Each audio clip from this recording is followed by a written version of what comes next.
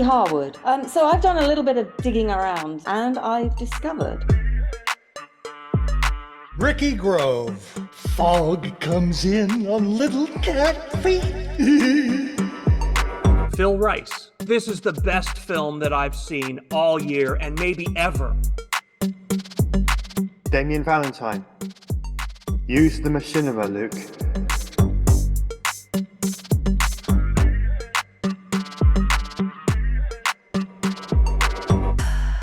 Well, we are season 4.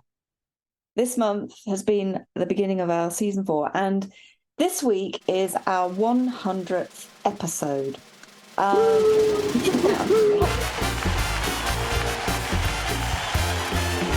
So this week, what we thought we would do, instead of do a film review, is we would just reflect on our year. This is us 4. I'm Tracy Harwood, and I'm here with Phil Rice, Ricky Grove, and Damien Valentine. Anyway, so we were going to do a bit of a chit chat and a reflection on our observations of the year, if you like.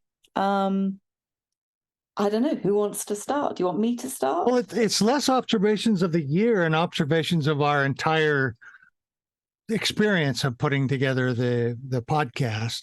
For me, it has been a real growing pleasure in your company. How many are you? Oh yeah, 3. Old brain.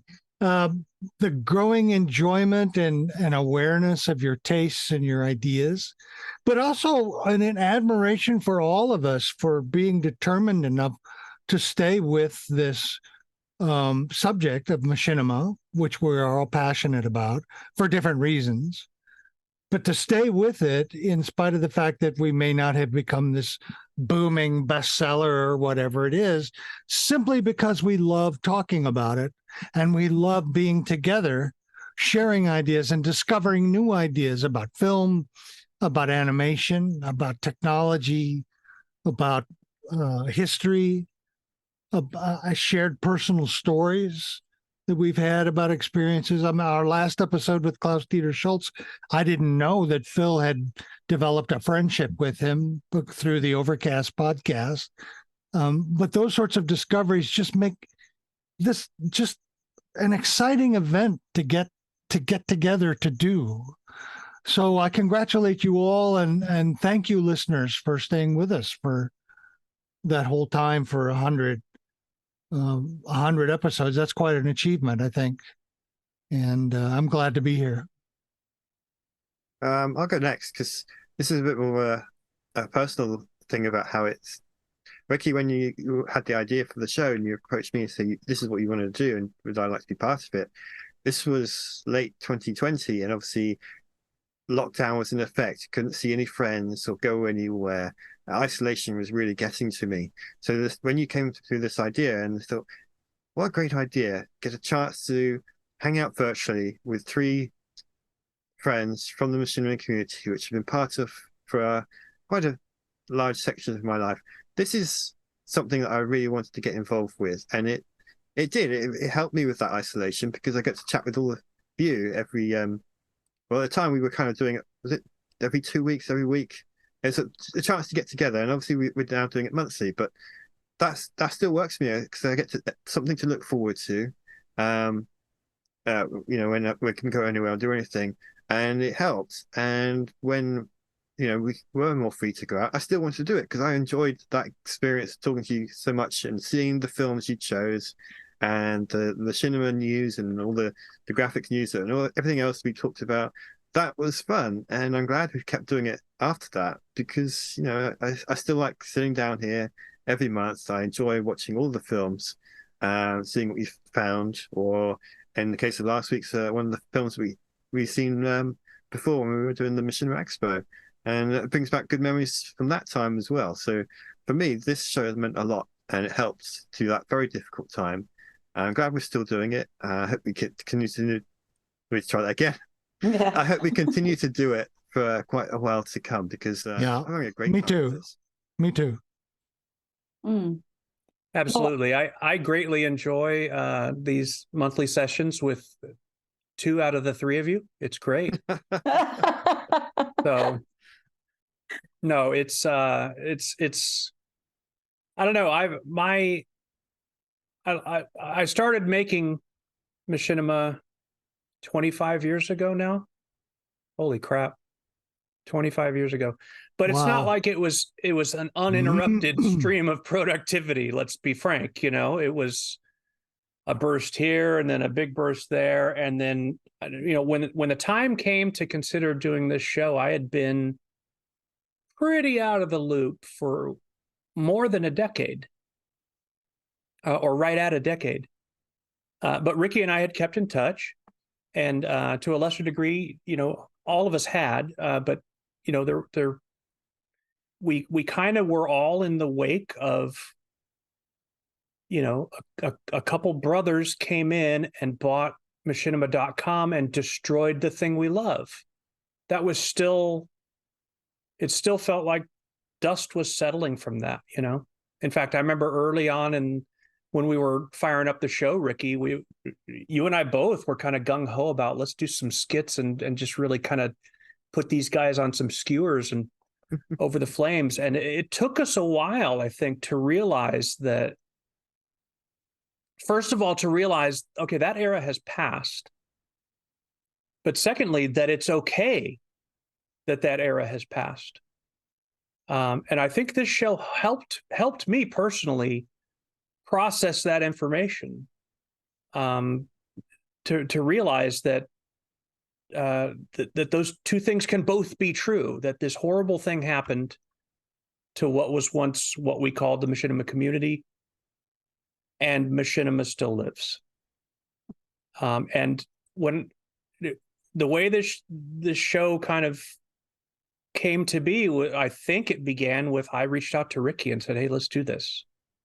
And Yes. his first response was, and I'm paraphrasing here, Ricky, but his first response was basically, no effing way. But, That's true. But it was a sense of, it wasn't like being mean or rude to me or anything. It was just sense of, nobody cares anymore, man. They killed it. That's kind of the sense of, and frankly, I think some of the way Ricky was approaching it was, I don't know if I care anymore. After what they did to us, it's all everything we cared about with it is gone, and nobody's making this stuff anymore. And there's no unity, and there's no real community. And at the time, I was the optimist. And somehow, we came to the conclusion of, okay, yeah, let's do this, but we need more people involved. That's when it expanded, and we started going. And then I've never shared this with any of you, but probably 6 months into the show, I think Ricky and I switched places in terms of optimism and pessimism, because he was getting excited because he was starting to find, oh my gosh, there's actually still interesting stuff out here. And also these discussions are great to be a part of. I agreed with him on the discussion's great to be a part of thing, but I started getting this sense of, maybe he was right. Nobody cares. Why are we doing this? And I just didn't mention it because, that's contagious. And I didn't want that to be. I didn't want that to be who I was, and what I didn't want that to be what I felt, but I was really concerned. Didn't take long to rebound from that. And you know what saved it? The films. The films. What people are doing was so inspiring that I didn't forget the past. We'll always remember that. We all touched the grass of Machinima at that time. We'll never forget it. But I think I got over the heartbreak of it for the first time, and just started looking positively towards the future of, this is something I want to continue to follow and also produce. And if you think about it, when we first started, the only machinima tool I had in my toolkit was MovieStorm. MovieStorm, which had been abandoned for nigh on 10 years. Yeah. At the time we started this show back up. Yeah. And I'm like, I've got that. It's like me and my old rusty pickup saying, yeah, I'm ready for the street race. It's so stupid. So at that point, when I started to kind of catch the fire again, and I thought, okay. And then what do you know? Reallusion has this just crazy special on iClone 7 for like next to nothing. And if you buy it in this window, you'll get the upgrade to iClone 8 for free. And I thought, well, there you go. All right, I'll do that. And it's taken me it took me a good year before I actually got to where I could do anything but launch the program without screwing something up. It's learning something all new. But so as a maker, I started to get excited too. And then from there, it's been kind of effortless in terms of, it's not without effort, but I'm saying that staying excited about the show has become effortless for a number of reasons. One, I'm back making it again, and that's my happy place. And two, the discussions with you guys, getting to know you all better, as well as these wonderful films that just keep presenting themselves for us to sometimes agree, sometimes disagree on. It's just wonderful. It's wonderful. So, I sometimes still can't believe, that this exists. That yes, you know what I I'm know saying? what you mean. Like, yeah. And of course, at some point in there, we started this thing as a podcast, and now it's not really a podcast, is it? It's a YouTube show. Who would have saw that coming? At the time that we started this, it was like, that seems like way too much work. And, do we even want to be on camera? And how would we possibly get that done? And now it's this well-oiled machine. And you guys do it's amazing what we record the episodes, and then I don't even participate in the editing, which we need to maybe remedy at some point. I'm ready to jump in with that, but you guys are just handling it. And then Tracy, with all the research and news that you do and those views that you bring, and the blog would not exist without you. So it's just wonderful. It's been so exciting to watch Damien's show take off. Oh yeah. And who could have foreseen at the time he started making that? Who could have foreseen that Disney was going to make movies about those same characters and books? He had no idea. Nobody thought that would ever happen. The direction of Lucasfilm at the time was totally the opposite of that, and here we are, and he's going to be able to benefit from that. It's just so exciting. So, Tracy, since the show has launched, you published that book. Yeah. No. Well, isn't that right? Wasn't it? Well, no. I just. I guess I was just trying to think. I think it was since the show was launched. It was right after. Yeah, the book was published, because you and Ben had been working on it for a long time. Just wonderful stuff. 25 years. Yeah. Ricky, you're retired except for your full-time job playing Elden Ring. It's wonderful. And it's been such a pleasure to see you find your comfort with that. That's not an easy transition for anybody. It's just, I don't want to be cornball here, but I love you guys. I mean it. I love you guys so much. I love interacting with you. I love spending time with you. And it's just a real, I feel so fortunate to be in your sphere. And same here, Phil. Same here. Yeah. Glad to we're really turning mushy, aren't we? Now we're getting sorry about that. First, I bring up Starfield. Yeah. Look out! It's gonna get Okay, now we've changed the mood. Yeah. Well, I came to lovely words, Phil. Thank you. Beautiful words. And you know what, right back at you. Sentiment is absolutely returned. I absolutely love what we do, and how we prepare for this, and how we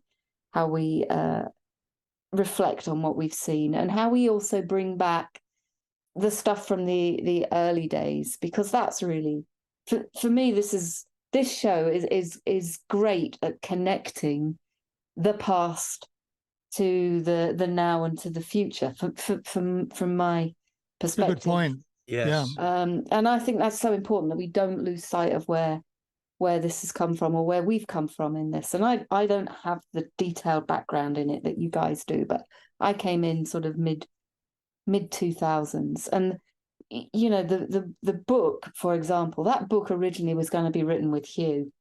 I'm sure I've told you that, and all of that went on hold when Hugh passed, and then Ben came in, and that book is completely different to how it would have originally been.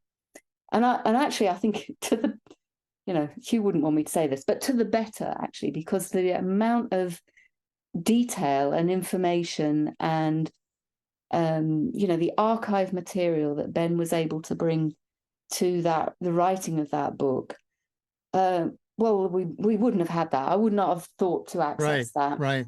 And also what it helped to do was we did lots and lots of interviews with the original community, and we were just coming towards the last stages of writing that book when you guys were putting this podcast together. And I was thinking, well, you know what, that's a great way to bring those voices from the past back to where it's come to. And I guess I had some reservations, like you guys did, in terms of what is machinima nowadays, having kind of tried to sit back from it for quite a number of years, 10 years or so, really, because I'd been researching it on and off over the years. But you know what, that first couple of weeks that we got into it, and I started to pick up some films that were using Unreal Engine, I could not believe the quality of the work that we were looking at. Yeah. And some of that work came out of lockdown projects. I mean, what an opportunity that was for a whole new generation of creators, because it's clear that many turned to some of these new tools, and of course the new tools themselves had to adjust really quickly in order to let people do different things. So we kind of, I think it's a happy convergence of stuff that brought us to that point. And actually what I was going to do in terms of my thoughts was actually sort of not just reflect on all of that, but also reflect on what I've seen this last year, because it's moved on a lot from when we first started, amazingly, but actually just thinking about the legacy of that lockdown period, really. And I have to say, the most stunning thing I think we've seen is this emerging dominance of Unreal Engine and the creative pipeline that it is beginning to offer so many people, through the way that they're able, people are able to customize that pipeline, add in whatever tools they like, and create work that is just absolutely brilliant. And we've reviewed stuff from every corner of the planet, which I think really demonstrates how accessible and how democratizing it has become. Now, we always talked about machinima as being a democratizing creative practice, but Unreal Engine has really taken that to a different level from my point of view. And we've seen everything. It's absolutely free. To a point. To a point. I mean, you need to 99% of the people that are going to use it. It's going to be free in every way that matters. Absolutely. Except for the fact you need all the the hardware to do it. You need to buy some assets and all of that sort of stuff. So to a point, I think it could not be a better engine to use. I was going to say we've seen everything made in it, from I don't know, Yeah. stories to documentaries to music videos. I still remember that first music video that we watched, you know, the Star Wars one. Corey Oh my God. I mean, that was so one of the great. first thing I found. That is just, it's still a standout film to me. So many styles of animation. I mean, Prazinburke Ridge was a stunning piece Oh. that we saw. Martin Bell. That was kind of last year, though. To just about any kind of scenario that you can think of. I mean, lots of space exploration videos, lots of incredible cyberpunk worlds, and lots of emphasis on detail in characters, not just in the way that they look and the way that they move using various mocap kind of techniques, but also the way that they behave and interact and the way that they're generated and whatnot. And that to me is the most outstanding thing that we've seen develop this year. Alongside that, the other thing that I think is absolutely incredible that we've seen emerge this year is everything AI. From image to animation to voice and sound, and just the most astonishing array of tools, as well as as well as things that kind of link to Unreal's environment. Just absolutely astonishing. But more importantly, what that's done is allowed people that had, say, little creative technologies experience to really push the boat out with their work. And I think it's not true to say they don't have creative skills or artistic skills or any other kind of skills, really, because I think to produce the level of work that people are going to do with these AI tools, they've got to have these good creative skills as well. Yeah. So I don't think it will ever replace that. But I do think what we're seeing now is we're on that cusp, that sort of transition into what I would say is probably the next generation of machinima. And I was thinking, what the hell would you call that? Is it mAIchinima with an AI in the middle of it? I don't know, but it's definitely got something there, I think. Then I was thinking, you know what, the interest in machinima itself, I would say, has grown again. It's, I think for a long time, it's not stagnated and disappeared. It's not just about nostalgia for those kind of good old days of creativity.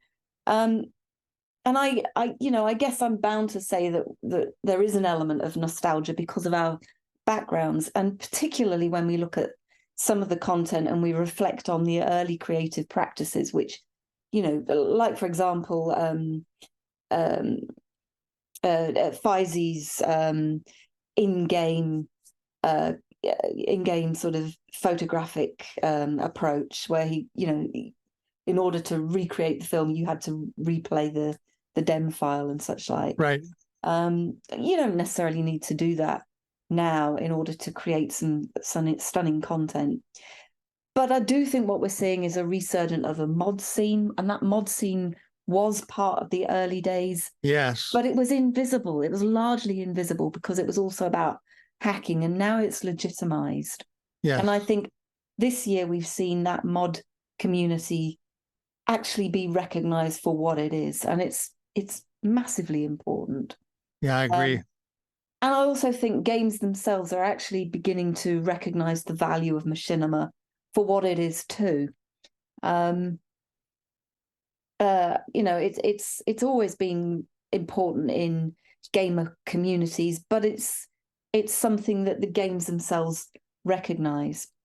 And I think, just in this last year, the very fact that one of the world's oldest film festivals, the Oberhausen International Short Film Festival, actually had a significant stream of machinima content.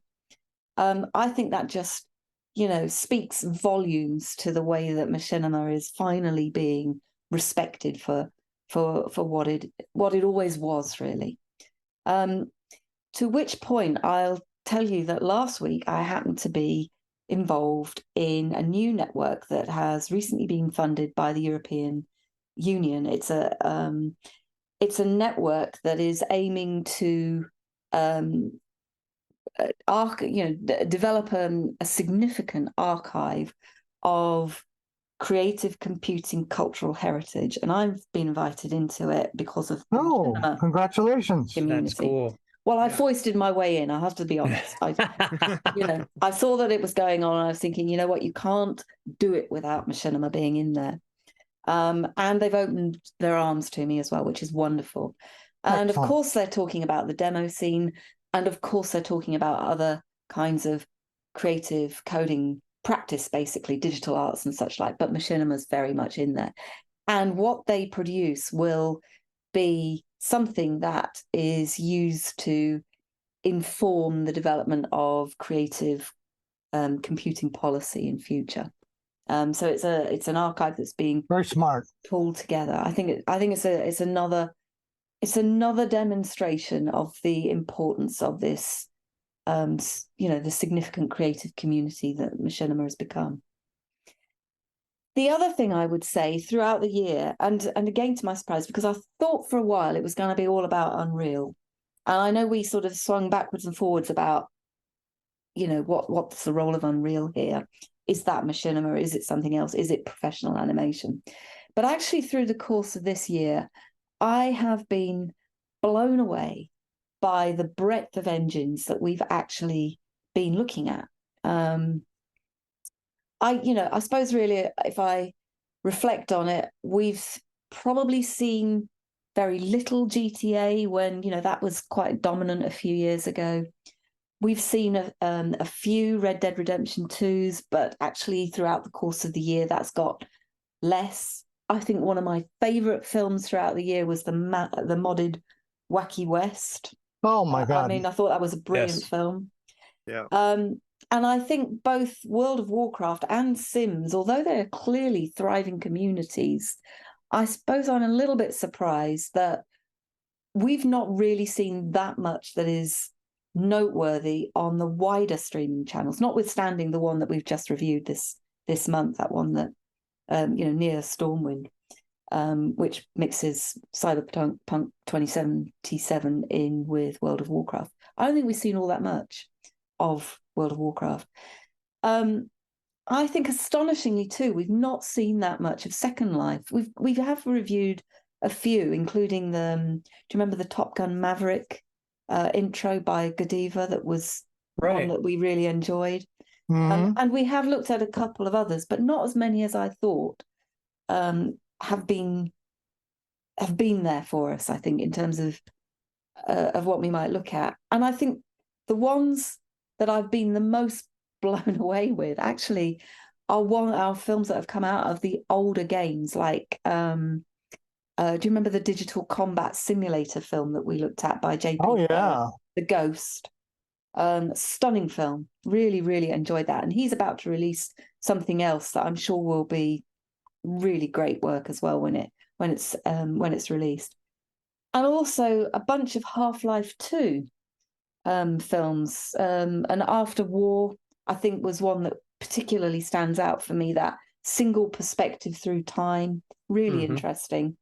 And also Patient Zero, amazing fight scene as well. Yep. So the breadth of games is something. I think also the thing that stuck out for me this year as well is the humour and the depth of the humour that we've seen integrated into the storytelling.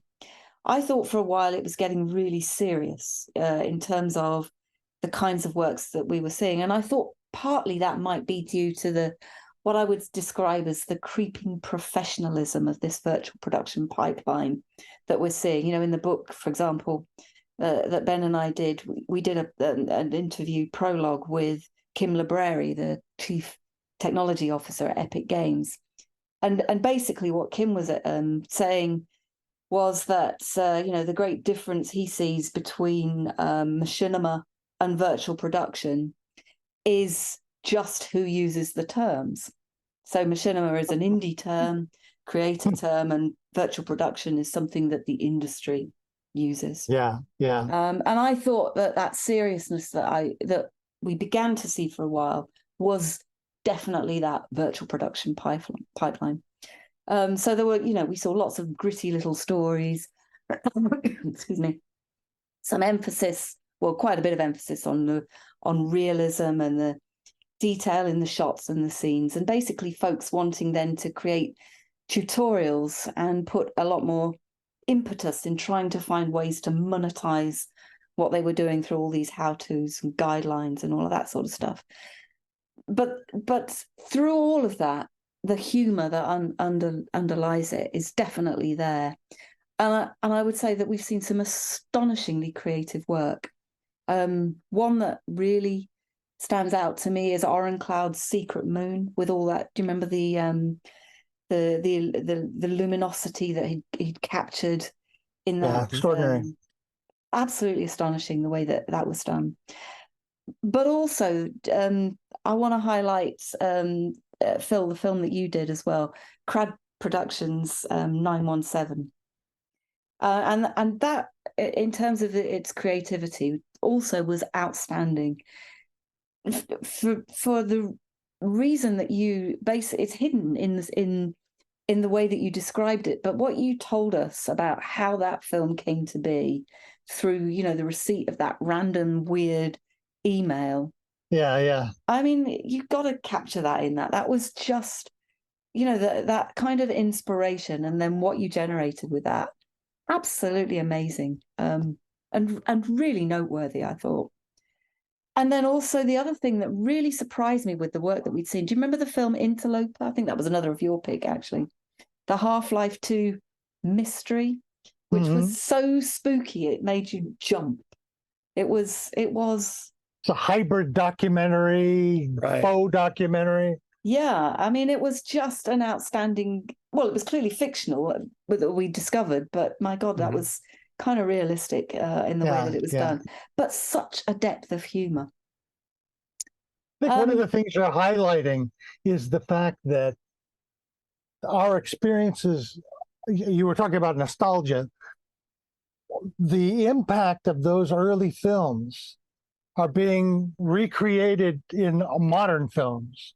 Yeah. Which are just as impactful as they were back then. Yeah. Yes. And I wasn't sure when we started that podcast that I would have that experience again. No, and I'm delighted. I'm delighted that we are. Yeah, absolutely. Me either. I guess the other thing I would say is that I'm just thinking, what are we going to see this next year? I have no idea, really. But I am guessing that we're going to see more generative AI works. And I'm guessing that maybe what they're going to do with these AIs, which we haven't seen done yet too much, that I can see at least anyway, is that they are going to start integrating game characters more. Because at the moment they're using all sorts of kind of fine art cultural references, but they're going to start doing much more because they're now going to be more about animation. So I think we're going to see stuff that's really a lot more interesting in terms of the way the layers of the cultural references are going to be mixed. And not just in Machinima as well, in animation in general. Yes. Moho just released their 14, and it has this incredible ability to be able to take a figure, so you use AI to take a figure out of a game, then you remove the background, and Moho will create a mesh for that character so that you can animate that character. I mean, arms, legs, faces. Yeah. It's still a little, still a little rough, but I mean, that means that you can just take a picture and animate that picture inside of Moho. Yeah, well, what I was going to say, to which point earlier this week, as we're recording, on one day alone, there were 3 major releases. OpenAI's DALL-E 3, Microsoft launched Copilot, and YouTube launched Dream Screen. One day. Yeah. You know what? I think to the point really about all the copyright kind of issues and artists sort of saying, I don't want my content to be included in any of this. You know what? I think the cat's well and truly out of the bag with this, because it isn't really just about what that artist's content is. It's about, these AIs are drawing on content that spans the web in so many different ways. Third-hand accounts, blog posts, commentaries, academic papers, all of which are making reference to some other content, which kind of may be original. Yeah. And all of that enables stuff to be created in multi-layered ways. The complexity is vast. I don't think it will ever be able to be unpicked, irrespective of what's going on. Whatever legal judgment comes out. I agree with you. Yeah, I think it's going to be a really interesting year next year for how AI is used, and I am going to be paying attention to that and to seeing films and comparing them. But I also want to congratulate you in particular, Tracy, because you have provided an element in the show that's missing from dumbbells like myself and Phil and Damien, because you're able to put things in a context that is authentically historical and theoretical, and also culturally as well. And I think for me, it's refreshing. I often am excited about what you're going to say about a particular film, because I know you're going to dig into the background and to more information about stuff that I wouldn't know about or pick out. So I learn from you, and I'm really happy that you're a part of the show like that. Thank you. I am too. Yeah. Well, you know what I love doing? I love digging it around. I never know what I'm going to find out. Never. Yep. And I learned that when we did the book. I never knew, when we put the framing of the book together, I knew I'd got we'd got the chapters, but I had no idea where each chapter was going to lead me. No. Absolutely no idea. And that chapter about the alternative Machinima story is absolutely a case in point. The inspiration for that chapter came out of a conversation that I had with one of Peter Rasmussen's, the award that was created in his memory by the Australian Sydney Film Festival. One of the award winners, who ironically had been working on the iPlayer for the BBC, just came out with a random comment. And I dug around a little bit around that comment and unearthed the most astonishing story, most of which I have to say, when Ben and I were doing the edits, Ben's mum read the transcript for the book for me, and I'd gone into so much detail on that backstory. We had to take out some of the detail because it was just in contrast to some of the other work. But we just did not know where the story was going to go with each of those chapters. So it was I love doing that. I love doing the digging and finding the details and the connections between things. Yeah, it's invaluable. Your input is invaluable. The show would not be the same without you. You're too kind. Thank you. Yep. Well, I've got nothing else to say, so thank you very much. Okay. Okay, well, how lovely to talk to you guys about our reflections on this our 100th episode. Thank you so much for your input. It's an absolute delight, and I mean that from the bottom of my heart. It's a delight to work with you, all of you, on this, and hear all of your different perspectives. So that's it for our 100th episode. I hope you've enjoyed following this as much as we've enjoyed working on the show, and we'll look forward to seeing you again next week. Bye for now. Bye. Bye. Bye-bye.